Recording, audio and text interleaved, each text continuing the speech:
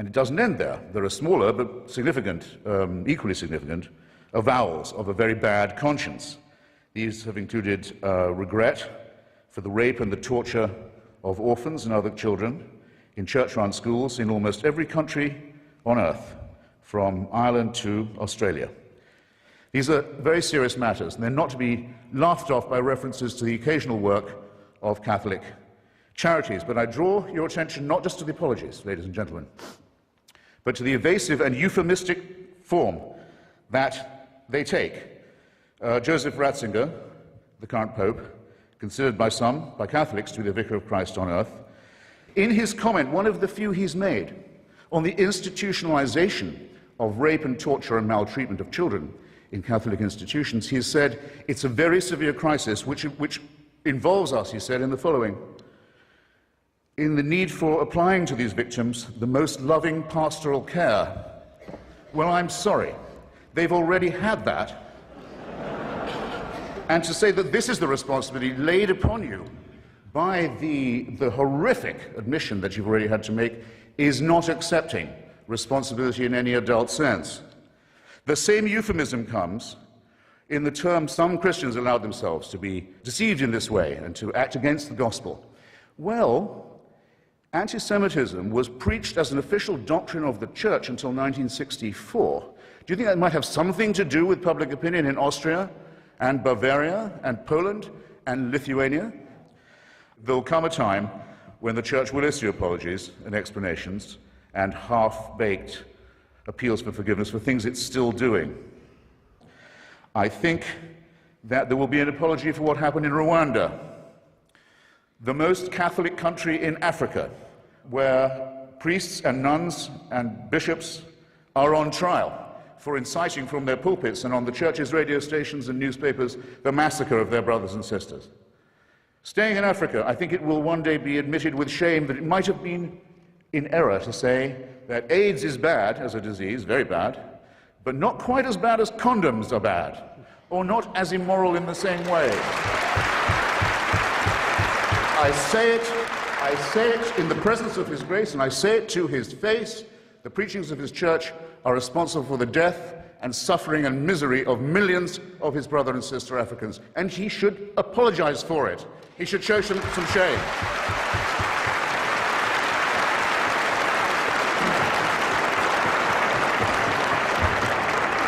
For condemning my friend Stephen Fry for his nature, for saying you couldn't be a member of our church, you're born in sin.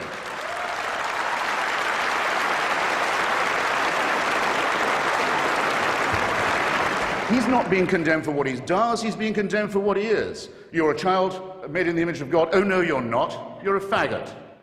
And you can't join our church and you can't go to heaven.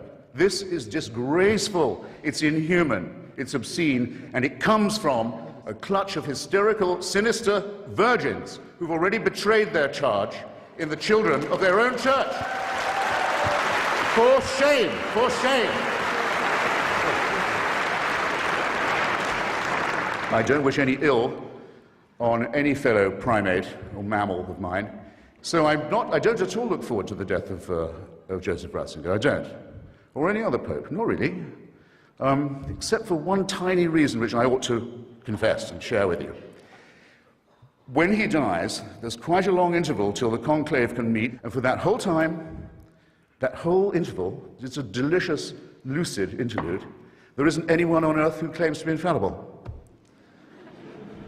Isn't that nice? All I want to propose in closing is this, that if the human species is to rise to the full height that's demanded by its dignity and by its intelligence, we must all of us move to a state of affairs where that condition is permanent. And I think we should get on with it. Okay, thank you for having me.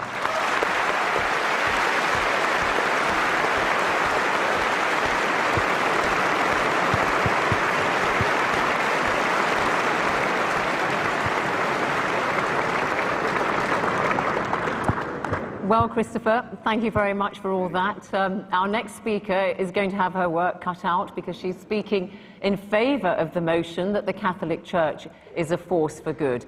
The Conservative MP and former government minister, Anne Widdecombe, she's as well known for her religious views as for her politics. If you recall, she left the Church of England in 1992 in a blaze of publicity when it allowed the ordination of women priests. The following year, she converted to Catholicism and has become one of the most vocal and staunchest defenders of the Catholic Church since then. Anne Widdecombe, the floor is yours. Thank you.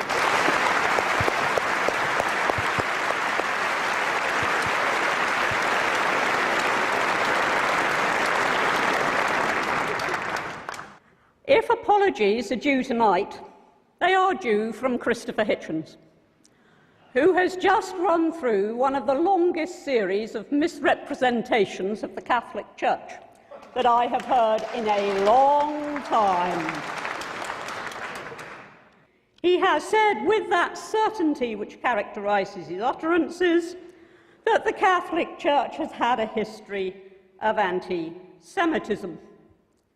Let us just look at the record of the Catholic Church.